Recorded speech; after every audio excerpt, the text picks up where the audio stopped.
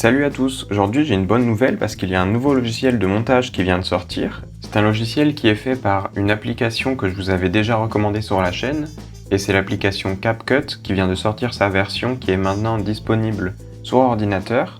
Moi je l'ai téléchargé sur Windows et ça a l'air d'être aussi disponible sur Mac. Et il y a aussi une version navigateur, donc c'est-à-dire qu'on peut, sans avoir à installer le logiciel, l'utiliser pour faire du montage tout en restant dans son navigateur internet, si jamais on a un ordinateur qui n'est pas supporté ou qui n'est pas assez puissant. Donc voilà, il s'adresse vraiment à tout le monde. Et pour moi, c'est une super option gratuite pour faire du montage. Il y a moyen que ça concurrence beaucoup les gros logiciels comme Premiere Pro, Resolve et Final Cut Pro. Parce que je l'ai un petit peu utilisé pour l'instant, il a l'air de très bien marcher, être fluide, et il y a énormément d'options de disponibles. Donc je vais vous montrer d'abord comment le télécharger. Donc en tapant CapCut dans Google, le premier lien sur lequel je vais arriver, ça va être leur site officiel. Je vous mettrai le lien dans la description. Donc voilà, moi ça me propose de le télécharger pour Windows. Ici, je clique dessus, après j'accepte le fichier, ça met quelques secondes à télécharger. Maintenant, je clique dessus, je suis d'accord avec leurs conditions. Si vous voulez, vous pouvez regarder d'abord cette vidéo pour vous faire une idée de s'il vous intéresse et si ça vous a donné envie de l'installer. Je n'ai aucune affiliation avec cette marque ou ce programme, je suis juste content de voir une nouvelle solution pour faire du montage sur ordinateur. Voilà, l'installation est finie, je vais cliquer sur Start et ça va m'ouvrir le logiciel.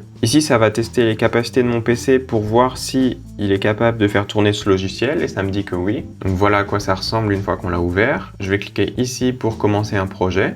Voilà, il est très basique, il ressemble énormément à leur application. Si vous la connaissez un petit peu, vous retrouverez facilement tout ce dont vous avez besoin. Première chose que je vais faire, c'est je vais aller dans les Global Settings, donc dans les paramètres, et je vais changer certaines choses. Donc par exemple là, je vais cocher supprimer automatiquement au bout de 30 jours les fichiers cache, pour pas que ça prenne trop de place dans mon ordinateur, parce que sinon, ils ne seront jamais supprimés. Donc voilà, et après dans Performance, je vérifie que j'ai bien de cocher le Hardware Encoding. Si vous avez une carte graphique et un ordinateur assez puissant, essayez de cocher ces options si elles ne sont pas cochées. Et je vais activer le Proxy Mode pour pouvoir éditer de manière plus fluide. Ça va transformer mes fichiers lourds en des fichiers plus légers. Donc voilà, tout m'a l'air bon. Je clique sur Enregistrer et on va pouvoir commencer le montage. Donc ici, il y a pas mal d'options, je vais vous montrer très vite. Audio, vous avez une panoplie de musique que vous pouvez utiliser dans vos montages, parce qu'ils sont en collaboration avec des bibliothèques audio. Donc voilà, énormément de chansons. Ici, les textes, si vous voulez créer un titre en début de votre vidéo. Et il y a aussi une super option qui fait que j'utilise beaucoup cette application et que maintenant je vais beaucoup utiliser ce logiciel. C'est Auto Captions, donc en gros c'est des sous-titres automatiques. Si on vous entend parler sur votre vidéo, ça va scanner l'audio et ça va vous faire automatiquement les sous-titres qui vont être écrits sur votre vidéo. Et après, vous allez pouvoir changer si vous voulez la police d'écriture et tout ça sur vos sous-titres. Sur l'application, c'est par défaut en anglais, mais vous pouvez choisir en français aussi. Donc ici, voilà quelques réglages pour vos textes, histoire de changer un peu le style. Mais tout ça, on verra plus tard. Ici, des stickers, des effets. C'est pas les choses que je vais le plus utiliser, mais c'est bien que ça y soit. Donc comme vous pouvez le voir, il y a énormément de choix. Des transitions pour passer d'un clip à l'autre. Et ensuite, des filtres. Donc en gros, ça va être des filtres de couleurs assez basiques que vous voyez ici. Et vous pouvez choisir ceux que vous préférez. Et ici, ça va être les ajustements. Donc ça aussi, on va voir juste après, c'est pour retoucher les séquences que vous allez amener. Je retourne sur l'onglet Média et ici je vais importer des clips pour faire mon montage. Voilà, j'amène tous mes clips dans l'onglet Média. On peut tous les apercevoir en double-cliquant dessus avant de les amener dans sa timeline. Je vais amener mes préférés dans la timeline, donc pour ça je clique dessus et je les amène ici. Comme dans tous les logiciels, on peut rogner le début et la fin pour garder que la partie qui nous intéresse. Je vais en amener plusieurs, histoire de faire comme si on faisait un vrai montage. Voilà, maintenant je vais sélectionner un de mes clips et tout à droite, comme vous pouvez le voir, dans vidéo basique, vous pouvez changer la taille de votre clip. Vous pouvez aussi changer la position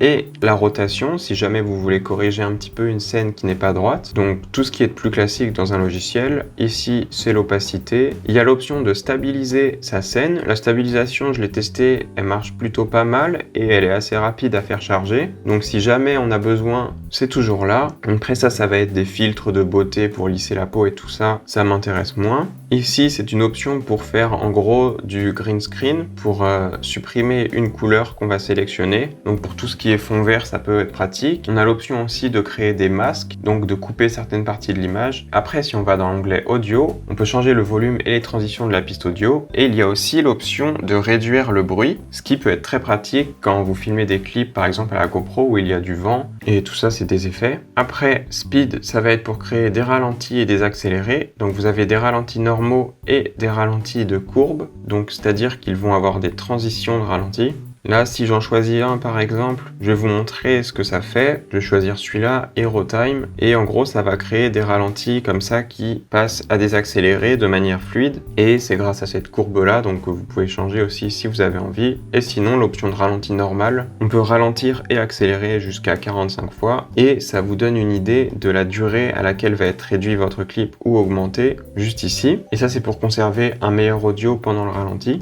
Ici, il y a des animations, je ne sais pas si ça peut vous être utile, en entrée, en sortie ou des combos d'animation. Et ensuite, ajustement, qu'on verra un peu plus tard quand je vais vous montrer les capacités de retouche de couleurs. Ce qui est pratique, c'est qu'à côté de Basic, vous avez HSL, ce qui vous permet de retoucher chaque couleur une à une, sa teinte, sa saturation et sa luminosité. Donc par exemple, là, on peut retoucher un petit peu les oranges, les jaunes, les bleus de la scène. Voilà, maintenant, on va voir assez vite l'onglet filtre qui est ici. Donc ça, c'est plein de filtres qui vous sont proposés. Je vais en chercher un pour ce montage et je vais vous montrer comment est-ce qu'on les applique. Donc imaginons que je veux celui-là. Il faut faire ajouter avec le petit plus et après l'ajuster à la taille de votre séquence. Là par exemple, ça va prendre en compte tous mes clips, donc ils seront tous retouchés parce que je l'ai mis au-dessus de tous les clips de ma séquence. Et on peut choisir l'intensité du filtre ici à droite, ce qui peut être pratique aussi. Juste à côté de filtre en haut, du coup, il y a Adjustment. On peut cliquer ici sur LUT et on peut y importer ses propres LUTs, ce qui est très pratique parce que c'est quelque chose qui est encore pas mal limité sur les logiciels de montage et les applications qui ne sont pas professionnelles. Donc moi, ça tombe bien parce que j'ai mon pack de LUT que j'utilise pour retoucher absolument toutes mes vidéos. Donc là, voilà une option gratuite pour pouvoir les utiliser. On double-clique sur les LUT qui sont dans son ordinateur.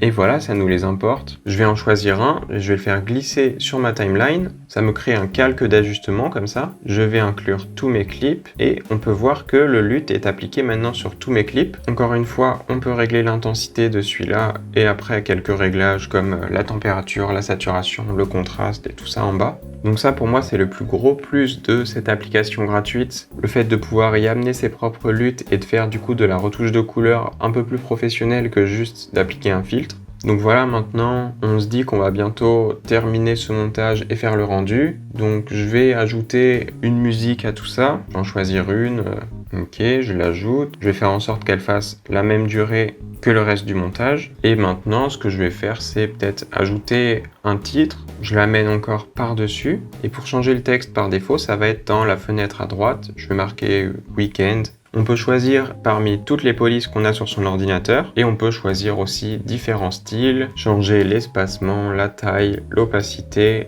la couleur. Donc voilà, il y a un titre, une musique et une correction de couleur. Je peux me dire que mon montage est terminé. Je vais passer au rendu, vous allez voir, c'est assez simple. Ici, on met le titre de sa vidéo. Donc je vais appeler Weekend, GoPro. Je vais choisir 4K en résolution.